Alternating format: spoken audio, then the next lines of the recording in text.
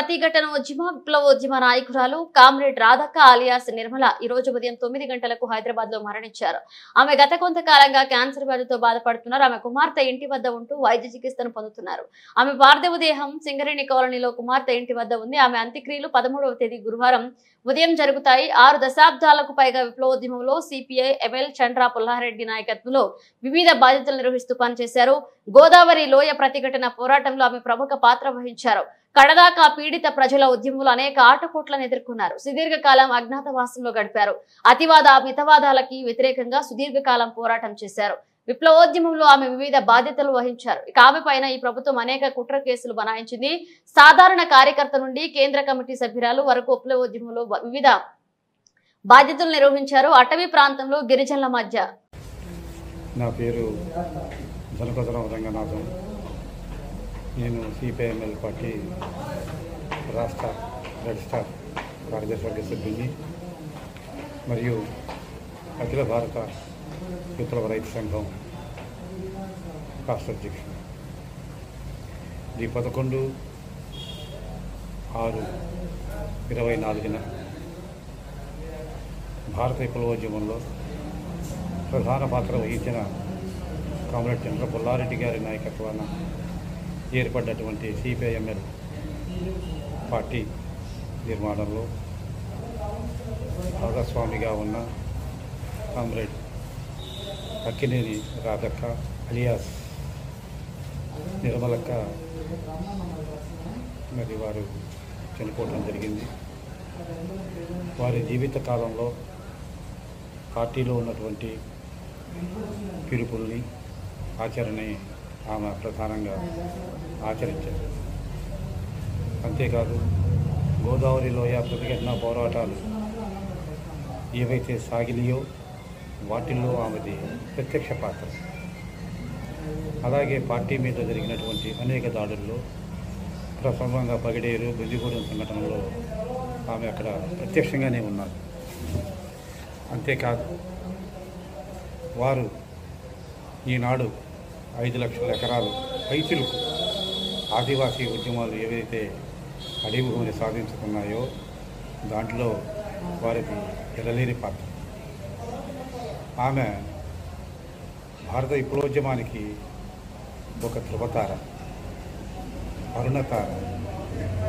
అలాగే సాధారణ మహిళలను ఏ విధంగా వేధిస్తారో పార్టీ నిర్మాణాల్లో జరిగినటువంటి చీలికల పేలికల్లో ఆమెని చాలా దారుణంగా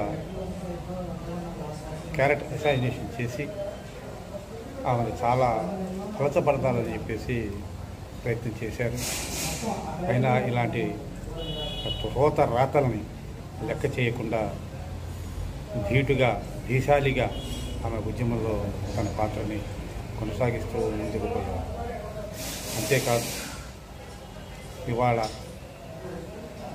ఈ దేశంలో ఉన్నటువంటి ప్రతిఘటన పోరాట పంథాను ఆనాడు పుల్లారెడ్డి గారు ప్రతిపాదించిన దానికి ప్రజలు సాయుధంగానే కాదు సహజంగా వాళ్ళ చేతుల్లో ఉండేటువంటి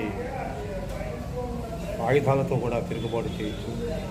అలాగే ప్రజలు ప్రతిఘటించడం అనేది మనం నేర్పితే ప్రతి ఒక్క ఉద్యమాన్ని వాళ్ళే ప్రతిఘటించి కాపాడుకుంటారు అనేటువంటి ఒక పార్టీ విధానాన్ని, పార్టీ లైన్ని ప్రజల్లోకి అగ్రగాలుగా తీసుకెళ్లిన వాళ్ళలో కామ్రేడ్ నిర్మల.